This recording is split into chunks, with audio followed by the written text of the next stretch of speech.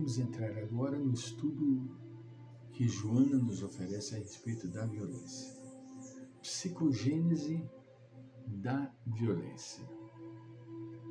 No processo antropossociológico e psicológico da evolução, o princípio espiritual adquire experiências, emoções e conhecimentos através do trânsito pelos diferentes reinos da natureza, nos quais desabrocham os recursos divinos que se lhe encontram em germe. Dormindo no mineral, lentamente exteriorizam-se-lhe as energias de aglutinação molecular, ampliando as possibilidades no despertar do vegetal, quando crescem recursos de sensibilidade a fim de liberar os instintos do trânsito animal, desabrochando as faculdades da inteligência, da razão, da consciência na fase humana e avançando para a conquista da intuição que se dá no período angélico.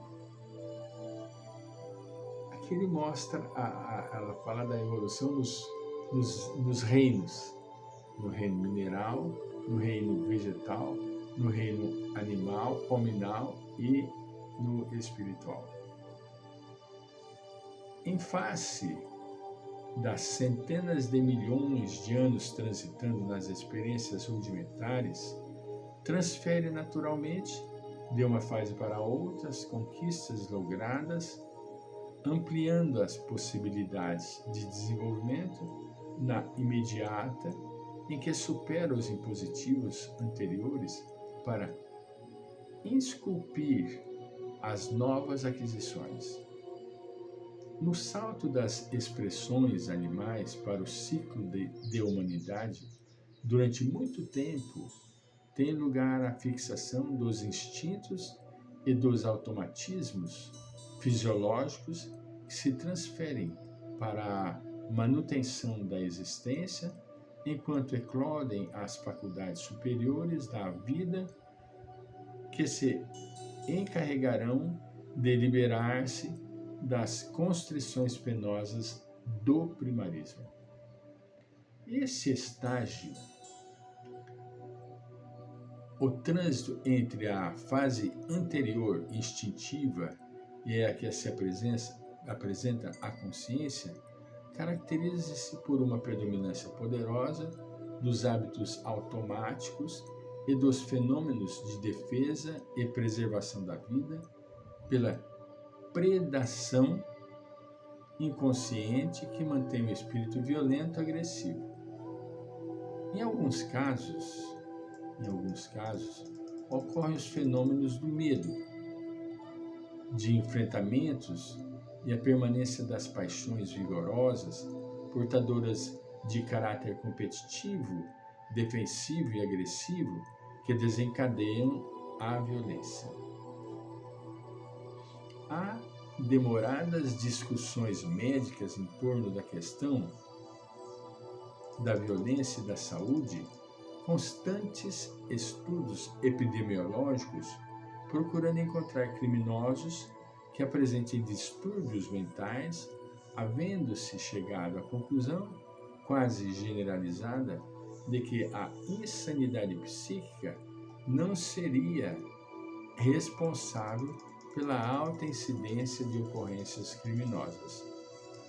Somos, no entanto, de parecer que as tendências biológicas, enfoque também biopsicológico, levam à violência que se apresentaria como decorrência de componentes biológicos e psicológicos descompensados, resultantes das gravações das heranças espirituais no cérebro do indivíduo. Os fatores sociais apresentar-se-iam como decorrência das condutas no contexto da sociedade. Caracteres morais sem resistência diante de discriminações impostas por circunstâncias sociais ou econômicas sempre injustas, estimulam a reação pela violência, recurso audacioso de que os fracos se utilizam para impor-se, superando os conflitos daquilo que se consideram como inferioridade, que é espicaçada pela perversidade de leis impiedosas ou pela sociedade egoísta e indiferente. É natural que a criatura humana seja dirigida pelas suas paixões, enquanto nela prevalecem os remanescentes ancestrais do processo evolutivo. Não conseguindo aquilo a que aspira de uma forma pacífica, apela para a violência, pouco dependendo de forças físicas, no que muitos muito fracos podem vencer os fortes ou os menos inteligentes superam os lúcidos e cultos, graças aos ardis do instinto predador de que são possuidores. Olha que coisa tenebrosa, não é? Em tal conjuntura, o paciente pode ser considerado como portador de personalidade antissocial, que, segundo o Código Internacional de Doenças, o CID-10, trata-se de um transtorno de personalidade caracterizado por um desprezo das obrigações sociais e falta de empatia para com os outros. Representaria um considerável desvio conflitivo entre a conduta e os critérios estabelecidos, tornando-se difícil de ser corrigido, mesmo que sob injunções penosas, quais as de correção ou de punição, ou mesmo no defrontar de situações profundamente adversas. Nem todos os autores consideram o paciente violento como portador de personalidade antissocial. Como, porém, nele existe uma baixa resistência às frustrações, às lutas, aos desafios, com tendência de culpar os outros ou de tornar-se radical diante de qualquer ocorrência, ou conceitos em que se apoie, termina por voltar-se contra a sociedade que o hospeda, transformando-se em portador de um transtorno amoral ou asocial da personalidade.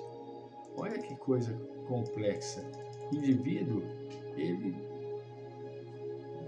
joga em cima dos outros. Por sua vez, o Manual de Diagnóstica e Estatística de Doenças Mentais elucida que se pode identificar o portador do transtorno de personalidade antissocial graças a um padrão invasivo de desrespeito e violação dos direitos dos outros, que se inicia na infância ou começo da adolescência e continua na idade adulta. Olha que coisa que é a nossa formação infantil. Se nós conseguirmos receber informações saudáveis, equilibradas, se a gente vem de uma família bem orientada, não desestruturada, consequentemente o jovem vai manifestar uma reação ao meio de maneira equilibrada. Sempre se crê portador de razão, justificando que os outros são imbecis, havendo recebido o que merecem na vida.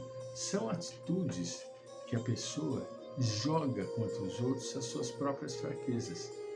Mas se nós tivermos uma informação saudável, vinda de um ambiente equilibrado, não participando dos desajustes entre os cônjuges, seus próprios pais, consequentemente o jovem ele acaba sublimando esse transtorno.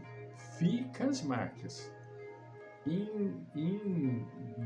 Indiscutivelmente, as marcas do distúrbio está lá. Entende? Poderá, em determinado período da sua maturidade, eclodir, vir para fora. Entende? Mas ele pode controlar, dependendo da orientação que ele recebeu, da sua família, dos seus pais, ele pode controlar, ele pode sublimar, né? Transmutar a energia, né? Aquele ato agressivo, ele transmuta para um ato menos agressivo, né? Compensador. Mas isto depende da informação que ele recebeu na sua infância. Isso é muito importante. A educação infantil, a criança precisa receber as orientações adequadas para não levar para frente os atos agressivos que porventura talvez a criança possa ter recebido.